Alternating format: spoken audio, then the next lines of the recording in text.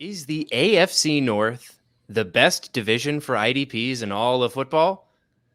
Today on the IDP After Show, I, your host, Evan Ronda, am joined by Matthew Montgomery of footballguys.com and Last Word on Sports Network. And we're going to be talking about some of the top players in the AFC North, as well as some incoming rookies. So stick around and we're going to break it down for you.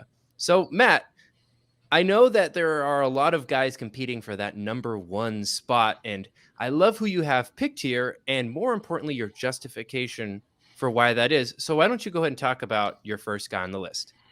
Yeah, so number one for me was a toss up because I think there's two people that you could go with here and it would be the correct answer. For me, it's Roquan Smith, linebacker for the Ravens.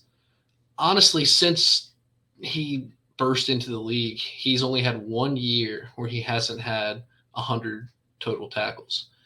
I think the consistency there kind of allows me to be more risky on other positions. And when you have that solid inside linebacker that you know is going to be getting tackles, but can also make a couple of other plays throughout the year, you're never going to go wrong. That being said, TJ Watt is a huge playmaker, but now we're starting to see some injuries. We're starting to see a little bit of the, I don't want to say bust because he's never been a bust, but the boom bust potential. Sometimes you're going to get that 2-3 point game that's going to leave you like, what are we doing? Roquan rarely, if ever, scores under double digits. And I just like the consistency more with Roquan than TJ, although it was close. I don't think you're wrong if you think TJ's better.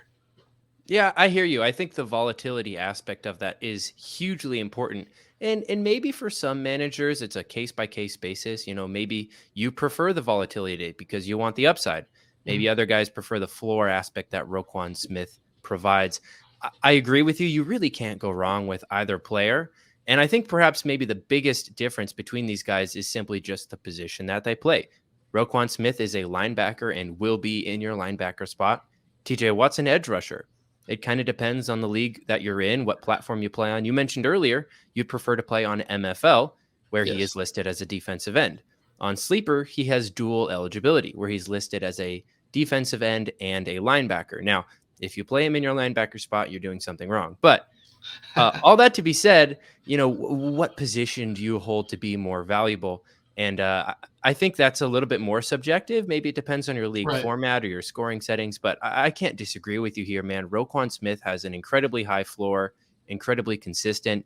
And TJ Watt, man, I mean, he just came off a Defensive Player of the Year season before getting injured. Mhm. That sack upside and that week winning potential is huge. And I think where the list really starts to get interesting is that number 3 spot. And I love who you have here. So why don't you go ahead and break them down for me?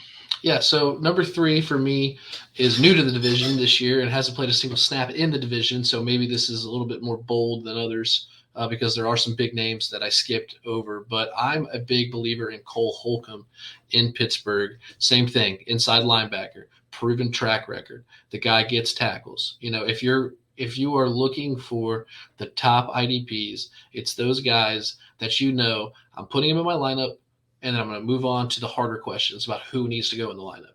Holcomb, Roquan Smith, TJ Watt. You got these guys on your team. You're starting them. You're not going, oh man, who do they play? You know, who's lining up on the other side of them? It doesn't matter. You are starting these guys because they are giving you the points that you are looking for at that position. He also, I think, is taking on a role here. We were talking before the show a little bit about Pittsburgh linebackers. Miles Jack was probably at least my personal worst miss this year, as far as or this past year, as far as somebody who I was like, oh, taking over the league.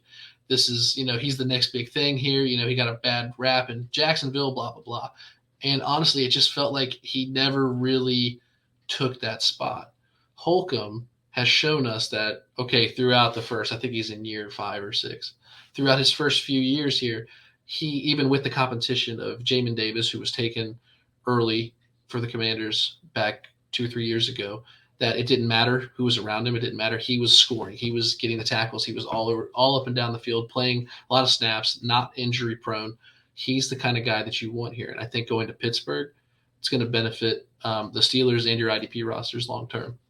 Yeah, and I think one of the most important things that we haven't talked about is the mullet. I mean, How could we forget? Yeah, See, that that's alone moved him automatic. into the top five. Oh yeah. Man, you really covered it here. The Steelers in that inside linebacker position had a massive vacancy. Like you mentioned, they lost Miles Jack, they lost Devin Bush, they lost Robert Spillane. They had nobody there, and so Cole Holcomb was one of the first guys that they brought in free agency, and you can tell that they absolutely have a plan for him.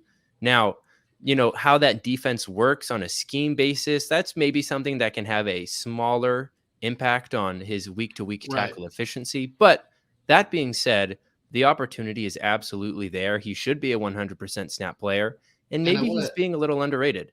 right, and I want to add that I like how you spoke about the scheme. The scheme matters, but if you have guys that are on the field, they're going to get points. Yes. And they did not sign him to play backup. They signed him because he has shown over the course of his career that he can tackle the ball carrier. It doesn't matter whether it's a run up the middle, a slant pass, somebody going to the sidelines. He's going to be all over the field. And while I agree, scheme is good, he's got a defensive head coach too, which always hypes me up with IDP players. You want those guys. He's the type of guy that he's going to be on the field. And if he's on the field, you're going to get points. Absolutely.